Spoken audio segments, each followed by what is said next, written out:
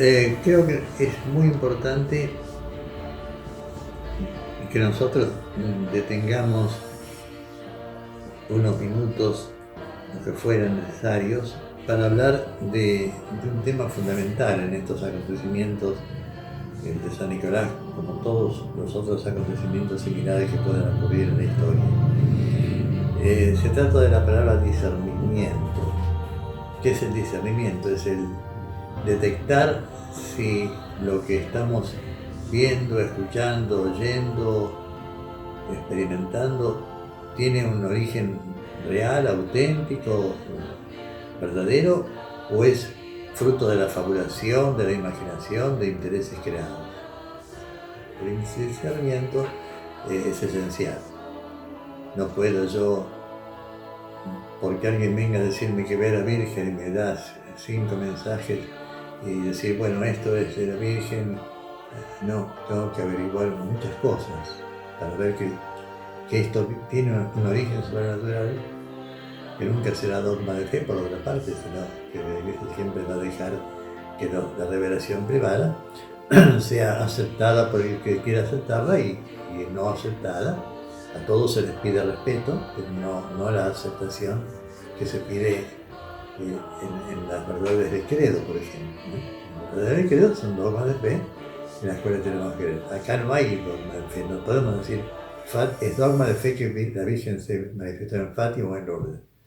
No podemos decir, no es dogma de fe. Sin embargo, sabemos que desapareció porque la tradición fue cada vez más fuertemente avalando todo esto y los signos fueron clarísimos, sobre todo los milagros y morales y pero la Iglesia le da libertad para que a toda revelación privada pueda ser aceptada con todo el fruto que eso significa o simplemente escuchada y atentamente respetada.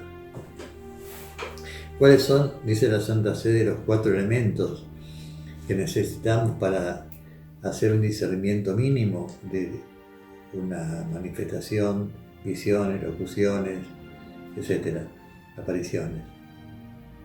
En primer lugar, el estudio de la persona que dice estar recibiendo mensajes o locuciones, o visiones o apariciones. ¿Qué significa el estudio de la persona?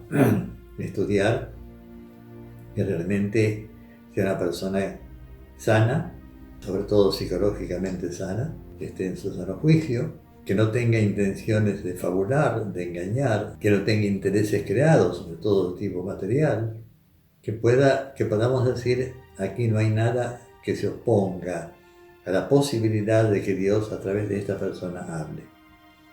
Si los signos que acompañan al vidente no corresponden con lo que Dios a través de ella está diciendo, queda naturalmente desacreditado el papel del vidente y por lo tanto lo que puede decir el vidente. Son, como decía Monseñor Castaña, el vidente es el único que ve o que oye. Entonces tenemos que observar la conducta del vidente, sobre todo la humildad, la obediencia, la eclesialidad, que son elementos claves para poder decir, bueno, acá no hay nada en la actitud del vidente que desdiga de lo que ella está diciendo. Por eso, por una parte, la salud física, la salud psíquica, la recta intención del vidente. En segundo lugar, cuando hay mensajes, como es el caso de San Nicolás, se requiere un estudio también profundo para que detectar, nunca dirá la Iglesia esto viene del cielo en forma similar a la palabra de Dios, a la revelación pública, pero la Iglesia dice acá no hay nada contra la fe ni contra la moral, de manera que esto puede ser útil a los demás, puede ser publicado. Entonces, el discernimiento de los mensajes, si se atienen a lo que dice la palabra de Dios, al magisterio de la Iglesia, a la tradición de la Iglesia. Los mensajes en ese sentido tienen una misión, son como guiones. El guión, una vez que fue pronunciado, da lugar a que la palabra de Dios sea la que se manifieste, ¿no? tiene mucha importancia el mensaje para quien con sencillez de corazón lo lea y deje que su corazón se impregne del contenido del mensaje, que en definitiva, cuando realmente es de la Virgen, no hace más la Virgen que decirnos lo que Jesús ya nos ha dicho. Lo dice en otras palabras, con una sencillez especial, con un amor de madre muy especial. En el tema de los mensajes hay más dificultad en discernir, no tanto cuando son exhortativos o llaman a la conversión, a la oración, porque eso fácilmente, en comparación con la palabra de Dios o la tradición, sabemos que concuerdan, ¿no? Excepto que haya una sobreabundancia, en ese caso está el riesgo de que no sea todo de la Virgen. Pero bueno, en general, cuando es exhortativo, espiritual, llamando a la piedad y a la conversión, no es difícil discernir, esto es válido, es veraz, esto concuerda absolutamente con la revelación pública. Es más difícil discernir el mensaje cuando se trata de elementos privados, es decir, mensajes privados, dado a personas, o dado a la iglesia, o dado al obispo, porque allí puede haber inconscientemente interferencias. ¿Qué son interferencias? Y bueno, son voces que la misma persona que escucha a la Virgen, por momentos puede llegar a ver voces del enemigo, del demonio, que se manifiesta como ángel de luz y engaña. El demonio es especialista en saber cómo engañar. Entonces, hay que detectar muy bien que lo que viene de afuera, digamos, sea del cielo y no del abismo. Por otra parte, la misma persona, con la mejor buena fe e intención, al cabo de un tiempo largo de recibir mensajes, puede inconscientemente elaborar un mensaje. Puede hacerlo, ya lo decía aquel sacerdote jesuita experto en este tema. A veces se convierten en videntes auténticos y al día siguiente son visionarios, es decir, que creen ver lo que no ven. Y eso no es maldad ni mala intención, ni hay que acusar de nada. Simplemente es la naturaleza, digamos, de la estructura psicológica de la persona que le permite, a través de la cual ve lo auténtico que Dios le manifiesta, y esa estructura psicológica se va como familiarizando con un modo de ver y escuchar que le permite, en algún caso, ver lo que no ve y oír lo que no oye, lo que no se dice. Entonces el discernimiento tiene que apuntar a ver qué es lo que viene del cielo y qué es lo que no es del cielo. El obispo tiene una enorme responsabilidad en esto, la iglesia, porque está en juego la fe de la gente. Entonces no puede decir, bueno, sí, esto está bien, que sea, no, tiene que hacer un estudio profundo. Por eso el obispo ha hecho la comisión de estudios, se llamó a peritos, teólogos, libristas, grafólogos, psiquiatras, psicólogos, hicieron el estudio de la persona y de los mensajes. Tercer elemento que la Santa Sede pone son los frutos espirituales. Este es el elemento clave, podríamos decir, para definir que un hecho sobrenatural es realmente sobrenatural. Si llegamos a preguntarnos si en San Nicolás se han dado frutos espirituales, todo el mundo lo sabe, ¿no? Es lo que más ha aparecido. Las grandes conversiones, gente que no rezaba y todos los meses ahora reza el rosario durante la novena de la Virgen, obras de caridad que empiezan a hacer cuando a lo mejor había una indiferencia frente al prójimo, la frecuencia de los sacramentos y la misa dominical, frutos espirituales y frutos también familiares y frutos de reencuentro de familias que estaban mal avenidas, en fin, conversiones, gente que es atraída desde un estado de indiferencia religiosa, o de apatía, o de ignorancia, o de ateísmo. Todos son los grandes frutos que la Virgen fue produciendo en estos años y sigue produciendo. Entonces, sin duda que a partir de los frutos podemos decir, este es un hecho de Dios.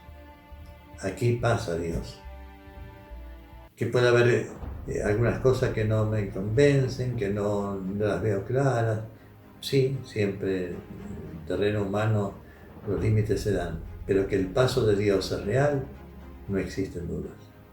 Que el paso de Dios dio lugar a innumerables conversiones, gracias, regalos, milagros, no existen dudas. Y finalmente, ya que nombré milagros, el milagro es también las curaciones que serían humanamente imposibles o milagros de toda índole.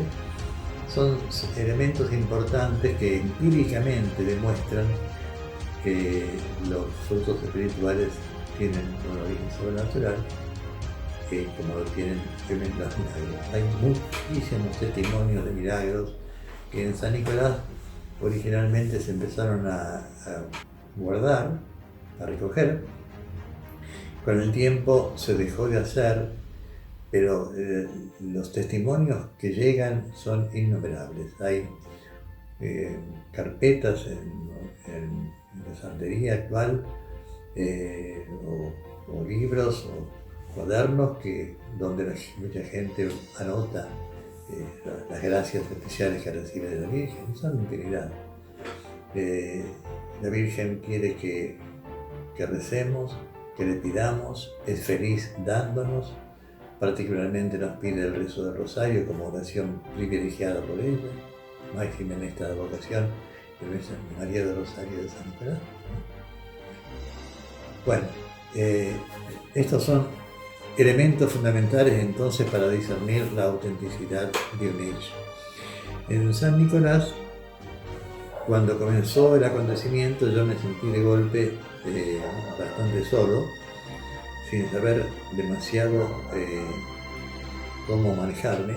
Entonces empecé a acudir a los libros que hablan de los temas y a los pocos sacerdotes que tenía conocimiento que podían dar un poquito de luz, ¿no? Hizo un estudio similar, pero mucho más pequeño, al que hizo después la Comisión Protem, es decir, consultar médicos, grafólogos, teólogos, y bueno, todo eso me dio a mí a los 7 meses más o menos de terminar un mensaje sobre la personal certeza de que estábamos frente al hecho del templo. Pues ya cuando se nombró la comisión, por eso dije, me ofrecía no estar en la comisión, porque digo que quiero que el hecho se manifieste sin la defensa de nadie, no tiene necesidad de un defensor. Después me llamaron lo mismo por la necesidad de tener datos que la comisión no tenía. Sin duda que esos datos que yo pude recoger personalmente y por la gran preocupación de estar frente a un hecho muy, muy serio, ha servido después para que el obispo que vino, Monseñor Castaña, tuviera una primera impresión y análisis de las cosas que estaban ocurriendo. Pero después ya el propio obispo hizo esa comisión y se logró contactar a varios teólogos, biblistas, peritos, psicólogos, psiquiatras, grafólogos, distintas personas que en su propio campo de acción fueron aportando datos que en su conjunto significó un rompecabezas que se fue armando muy favorablemente. No faltaron ninguna piezas, ¿no? Cada uno de los peritos que actuaron dio su informe, que los tenemos en el archivo, y la comisión en su conjunto dio el informe final, podríamos decir, señalando básicamente que todo avanzaba de acuerdo a los cánones ortodoxos normales que corresponden tener presente en un acontecimiento como este. O sea que fue muy importante es el informe de esa comisión, fruto, como digo, de todos otros informes particulares. Además, el Monseñor Castaña tuvo un primer contacto con su santidad Juan Pablo II, San Juan Pablo II, cuando vino en el año 87 a la Argentina, en visita pastoral. En la ciudad de Rosario, los obispos se reunieron como en varias otras ciudades donde fue el Papa, y en Rosario el cardenal Primatesta, que era presidente en ese momento de la conferencia episcopal, le presentó al Papa a Monseñor Castaña y le dice: este es el obispo de la Virgen. Y entonces, en breves palabras, Juan Pablo conversó con Monseñor Castaña y el Papa le pidió que enviara a Roma toda la documentación existente. Y el Monseñor Castaña dijo: yo no pensaba tocar este tema, pero ahora que me lo toca, le digo, le doy mi parecer favorable y les digo que hemos hecho un estudio importante. Entonces el Papa le pidió que sí, que lo mandara. Bueno, ese estudio se mandó. El cardenal Ratzinger era el prefecto de la Congregación de la Fe y hizo una respuesta muy breve, pronunciando un acuse de recibo y dando algunas normas mínimas que ya las teníamos presentes. Así que, digamos, ya el Papa personalmente, cuando fue por la parte Monseñor Castaña la Trinidad ad limina a Roma, estuvo en la audiencia personal con el Papa, que era de 10 minutos, estuvo 13 minutos y todo el tiempo hablaron de esto. Además, cuando llegó aquel momento de venir a la Argentina, el Papa viaja de Buenos Aires a Rosario en avión y quiere pasar, expresamente pidió pasar sobre el campito y bendijo el campito, ¿no? Todos elementos que en forma muy simple, muy extraoficiales, están dando a entender todo el apoyo que en ese momento el Papa y la Iglesia concedieron. Un hecho importante también es que, muy importante, que en el término de muy poco tiempo pasaron por el santuario habilitado aproximadamente 70 obispos del país, la gran mayoría, queriendo un poco conocer, ver y, bueno, expresar su amor a la Virgen. Todos son elementos y como decía el padre Lorentén, un elemento clave es que el obispo tome las riendas del acontecimiento, que lo conduzca la Iglesia. Esto viene del cielo, enviado por el Espíritu Santo, pero la Iglesia, que es asistida por el Espíritu Santo, justamente a través del mismo Espíritu que recarga el carisma, es quien mejor puede hacerlo y quien está autorizada, como nadie, para discernir lo que está ocurriendo. Recordemos al apóstol Pablo que dice: el primero de los carismas es el apóstol, después el profeta. Este es un hecho profético que ocurre en el evidente, y es el apóstol, el obispo, el que tiene que definir la autenticidad del profeta y de lo que el profeta anuncia. Por otra parte, Juan Pablo II firmó también en su momento a Monseñor Mauleón, que fue el obispo que lo sucedió a Monseñor Castaña, firmó varias estampas grandes o fotografías grandes de la Virgen, ¿no? Que las tenemos en el templo, en el santuario, en la celerería.